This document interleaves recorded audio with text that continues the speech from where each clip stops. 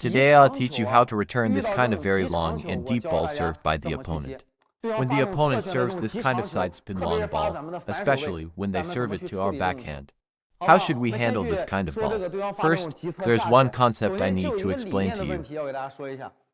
When the opponent serves this kind of backhand, fast side spin backspin, you don't need to worrying about the direction of the side spin.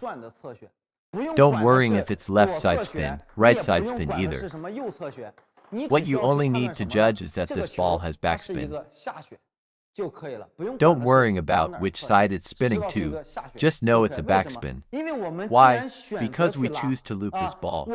Judging side spin only needed when you push. Why is that? When I push, I use so little power. If I don't adjust my racket angle myself, I simply can't return this ball. It just might fly out of the table. But when we loop, what kind of spin do we create by looping? It's a very strong topspin. This extremely strong topspin. How is it created? From our feet, toes, knees, thighs, hips, waist, abdomen, chest, and back.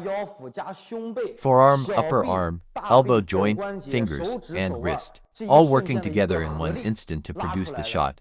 So you see, no matter how spinny the serve is, it absolutely cannot match the power we can generate in our loop. So friends, if we loop normally, we can completely ignore the opponent's side spin. When looping, we don't need to think about how to counteract the opponent's side spin. Got it? The most crucial thing is recognizing they serve backspin and how do we loop this backspin ball. That's well enough. So friends, never loop like this. Let me show you a few examples. You must never do this. Never go for the side of the ball like this. Never try to loop the side of the ball like this, or try to sideswipe it. Sideswiping the ball? Absolutely not. Just loop it normally. The only small detail is, if the ball curves to the left, our aiming point can shift a bit to the left. For example, after it bounces it might curve to this position, then our aiming point can shift slightly to the left. If the ball curves to the right, we can move our aiming point slightly to the right. Just adjust to the right, otherwise, there's not much difference. We loop the ball with the racket face directly forward, brushing the middle to back of the ball. Brush the middle to back of the ball to loop, never brush the side of the ball. Let me loop one for you, watch. See, just loop normally. Normal loop, see? I loop the same way for backspin serves. I loop the same way for sidespin backspin. See, I must never say, hey, like when pushing, sideswiping outward, or trying to hook it, looping like this. You cannot loop like that. Face the ball, loop normally. Because the friction from your topspin loop is completely enough to counteract the side spin from the opponent's serve. So everyone, don't worry about that. Remember, it's mainly backspin with some side spin. So we should focus our energy on how to loop this backspin well. Look, brush the middle to back of the ball. Just loop normally. But friends, there's a small detail here. This small detail is that in actual match, we will face two situations. The first situation is the opponent serves and I anticipated it. I judge it early. I'm prepared, that's one situation. The other situation is I don't recognize it. The opponent surprises me with a long serve and I might get jammed. I'll teach you how to handle these two situations. What's different about the looping technique? Let's first talk about when I anticipate it. If I recognize it, actually, the rhythm of our loop is the same as receiving serve. Did you all just catch what I said about being late rather than early, slow rather than fast, right? Since now we have time, we can do what? By stepping back slightly with the left foot. Just a small half step to create more space and more time after the ball bounces. More time to do what? To sink the legs, rotate the waist, rotate the hips, engage the core. Wait a moment, aim carefully, then execute the shot. This way, we use more power from our body. To use it more completely, the loop will be more stable. Got it? The rhythm can be slower, the loop will be more accurate. Let me loop one for you to see, watch. See, I recognize it, I step back. See, the rhythm of this ball, I waited a moment before looping. I didn't rush to loop right after the bounce. I recognized it and stepped back, sink down, and bam. See, another one, watch. It's the same with pen holders. Let me loop a couple with pen hold for you. I sink down, step back, and bam. I lift it over, see. Ah, step back, sink down and bam. See, this is one rhythm. Right, I can be slow because I recognized it early and moved my legs to create the space, so I can be slow. The second situation is to teach you an emergency method. When the opponent serves this kind of very fast, very heavy, and we didn't judge it well initially, meaning the opponent served and I didn't move away immediately. In this situation, how should we loop? Watch how I loop it. See, I didn't step back early, right, my legs didn't move at all. I didn't step back at all, I'm jammed here. Watch how I loop it. See, did you see how I looped it? What's the difference? First, when it's too late to move back, everyone must remember, don't try to do it. Why? The speed of our step back definitely can't match the ball's speed. By the time you move aside, the ball might already be at your ear. Might be behind your head, right here, you simply won't have time to loop. If it's too late to move back, so what should we do? Then we can only catch the ball on the rise.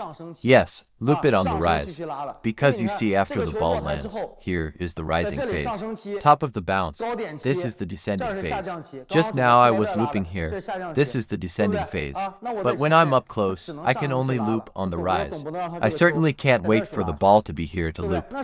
What's characteristic about the ball on the rise? Ball is low, ball is spinning. The ball is spinning because it just bounced up. Very low and very spinning. In this situation, if we still want to loop it over the net, what should we do? Then we need to add more brush at the moment of contact. Remember to add more brush and spin. When adding spin, everyone must pay attention. Just now when I moved aside, besides being able to wait for the ball and slow down, I also had time to sink my legs. Sink my weight, rotate my hips, use the power from my body, power from my legs, especially power from my legs to drive my body and arm. Right, but now it's too late, which also means I don't have time to sink my legs. You see, if I'm late and still try to sink my legs, what situation would occur? Like this. I get jammed. If I sink, I'll definitely get jammed. So in this situation, without leg power, what do we need to do? First, use our core power to almost its maximum capacity. Core power, abdominal power. Find a feeling of pulling upward with the stomach. A feeling of pulling upward with the stomach. The core must exert maximum effort. If we normally use 70% from legs, then in this situation, our core power might need to exert even 100%, even 120% of power, because you can't use power from your legs. And also what? That is, with our hand, fingers, and wrist at the moment of contact need to apply more power to the brushing. Use it for brushing, otherwise our brushing won't be enough. Not enough arc. It's easy to be affected by the opponent's backspin. So friends, to summarize, when facing a situation where you're late, when we need to loop, first, no backswing. Don't sink legs. Keep the hand here, racket ready. You can open the angle a bit more. When the ball is on the rise, use the core and the fingers and wrist for more, fuller brushing to get the ball on the table. You can watch. See? I don't take back, don't sink. Watch, I need to use the power from here. See here, why did this one go into the net? I didn't use my wrist enough. I didn't add enough brush with fingers and wrist. Look, if I had more brush here, this ball would definitely be on the table. See, friends, look. Yes, I looped this ball right after the bounce. I have no choice.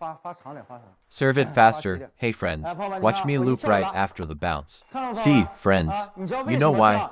There's another comfortable aspect. You know what it is? What's comfortable about it?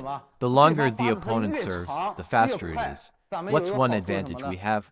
The more power and speed they serve with, the more power, the faster, the easier for us to borrow power. We can conveniently borrow the power from their long ball, that incoming power. Then with body core, snap the wrist, lift upward with brush. You see, just add more brush, you see. See, my friend, there are two ways to do this. Can everyone understand now? And there you have it, 2 effective ways to handle that long, deep sidespin backspin serve. Remember, the key is to not get distracted by the sidespin, but to focus on looping the backspin with a strong topspin that can overpower their serve. Whether you have time to step back and use your full body for a stable loop, or you're caught off guard and need to use an emergency on the rise loop, you now have the tools to return the serve. The longer and faster their serve, the more power you can borrow to lift it over the net with a strong brush. So go out there, practice these techniques, and start dominating those serves. If you found this video helpful, give it a thumbs up and subscribe for more table tennis tips. See you on the court!